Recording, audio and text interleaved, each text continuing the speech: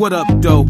It's your boy, T-Way Sports and Culture, back to put a little game in your brain and showing love to those doing the same. Go ahead and like, share, comment, and subscribe if you're feeling the content. You feel me? Anyways, y'all, so Dilinjah from the legendary Making the Band that was formerly signed to Bad Boy Records has now come out in a recent interview.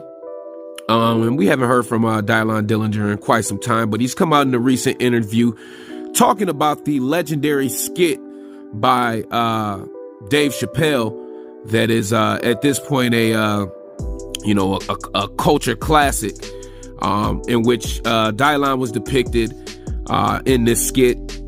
And the legendary skit is of Dave Chappelle spoofing Making the Band. And, he says, during the skit, he's asked, who's the top 5 rappers of all time. And we all know the legendary Dilinjah as the top 5 rappers.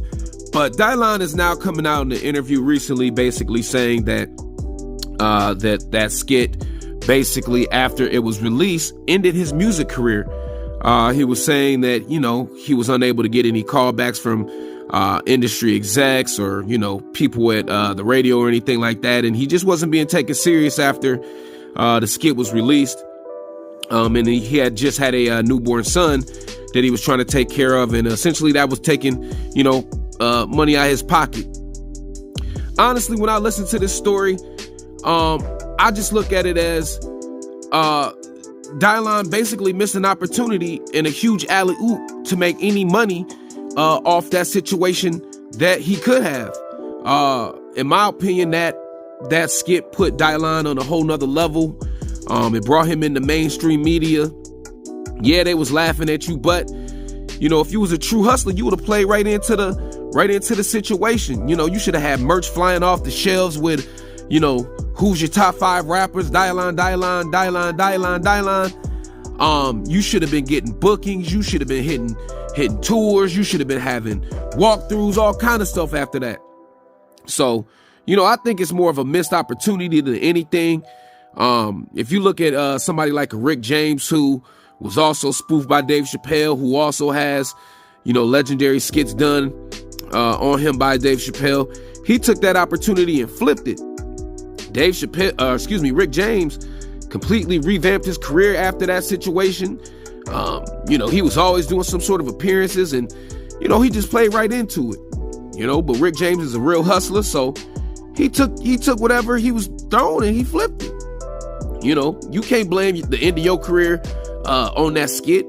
And Dilinjah, you gotta realize we were able to see Making the Band. We were able to see the group dynamics and the issues they were having. And a lot of the issues you were having on the show pertained around your work ethic, man.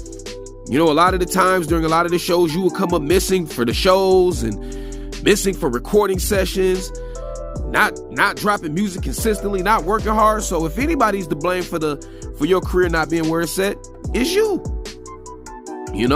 I'm sure that after the situation happened with Dave Chappelle, you continued to do the same mistakes and to do the same things that you was doing on the show. So, it just shows that you were unable to take advantage of a situation that you could have been very lucrative in.